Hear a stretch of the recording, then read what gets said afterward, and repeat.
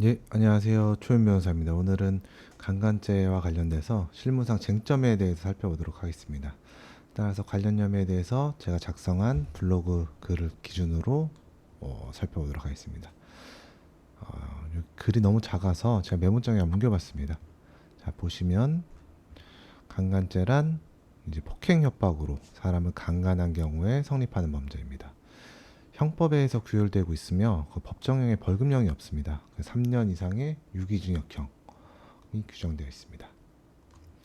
3년 이상의 유기징역. 성범죄의 경우엔 형법의 구속요건 외에 별개 특별법에서 규율되는 경우들이 많으며 이러한 경우에는 특별법이 먼저 규율됩니다. 자, 살펴보면 구속요건으로 폭행 또는 협박을 사용해서 사람을 강간한 경우, 여기서 폭행 협박이란 사람의 항거를 불가능해 하거나 현저히 곤란하게 할 정도의 폭행 협박을 의미합니다. 동의를 받지 않는 성관계의 문제. 사실 우리나라는 비동의 간음죄 처벌 규정이 없습니다. 따라서 동의를 받지 않고 성관계를 하였다고 하더라도 처벌 대상이 되질 않고, 폭행 또는 협박을 사용한 경우에 사용해서 간음한 경우에 강간죄로 처벌됩니다.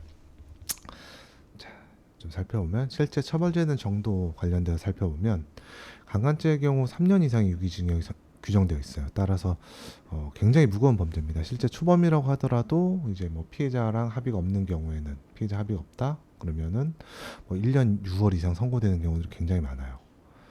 그리고 불구속 사건에서 사건이 진행된다고 하더라도 이제 법정에서 구속되는 경우도 있고, 또한 피의자를 소환하여 이제 일단 진술을 청취합니다. 실무에서 강간죄의 경우 불구속 상태에서 사건이 진행되는 경우가 많고, 피해자의 진술을 청취한 뒤에 피의자를 소환하여 조사하는 절차가 일반적이다. 이후에 이제 영장이 발부되는 경우도 있는데 조금 드문 경우입니다. 또 강간죄와 관련해서 증거, 어떤 증거가 있냐? 실질적으로 공개된 장소에서 많은 사람들이 목격하는 가운데서 이뤄지는 경우가 드물고, 둘만 있는 공간에서 은밀하게 이루어지는 경우가 있기 때문에 직접적인 증거는 사실 피해자의 진술이 유일하다. 보시면 피해자 진술이 유일한 경우가 많다. 그 밖의 증거는 정황 증거로 실제 단독해서 강간죄를 확실하게 입증할 증거가 많지 않은 것이 현실입니다.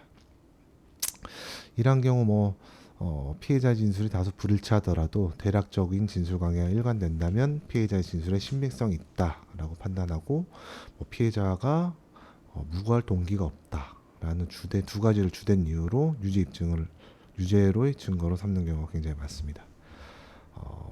이런 경우도 있다면 대화 내역 있으면 제출하셔야 되고, 유리한 사실 있으면 이제 수사기관에 적극적으로 증거를 제출하셔야 됩니다. 수사기관에 진술하는 경우엔 수사기관의 질문에 답변만 하는 경우보다는 자신에게 유리한 정황이나 유리한 증거가 있다면 이를 적극적으로 주장하고 제출합니다. 실질적으로 이제 조사를 받는 경우에 경찰관이 그냥 유선상으로 통보를 하는 경우가 많아요. 언제 나와라, 언제 출석해라. 근데 바로 이 출석에 응하기보다는 먼저 이제 정보 공개 등을 통해서 고소장을 열람을 해보셔야 돼요. 고소장. 자, 글씨가 잘 안 써지네요. 고소장을 이제 정보공개 청구를 하면은 피해자가 고소한 고소장이 열람 청구할 수 있습니다. 그럼 그걸 보고 내 범죄 혐의가 무엇인지는 알고 출석을 해야 됩니다. 따라서 이후에는 이제 이렇게 조사를 받으시면 된다라는 걸 알려드리고, 실무상 쟁점 여부에 관련돼서는 사실은 범죄 혐의를 부인한다라는 거는 수사 단계, 법원 단계에 좀 나눠서 살펴볼 필요가 있어요. 수사 단계에서는 내가 있었던 사실대로 다 이야기를 한다라고 하지만, 수사기관에서 만약 혐의가 인정돼서 법원으로 공소가 제기된 경우엔 증거를 한번 다 열람해서 살펴볼 필요가 있습니다. 그래서 다 살펴본 이후에 구체적인 대응 방법을 짜야 됩니다. 그래서 사실은 이게 전체적으로 꼭 어떻게 진행을 해야 된다라는 말은 없지만, 사건마다 이제 특수성이 있기 때문에 케이스별로 대응을 하셔야 됩니다. 저희도 관련돼서 진행한 사건들도 굉장히 많이 있고, 이제 혐의 없음 받았거나 이런 사례들이 있으니까 구체적으로 방문 상담이나 이런 걸 통해서 오신다면 구체적으로 상담이 좀 가능한 부분이 있으니까 참고하시기 바랍니다. 이상 최현 변호사였습니다.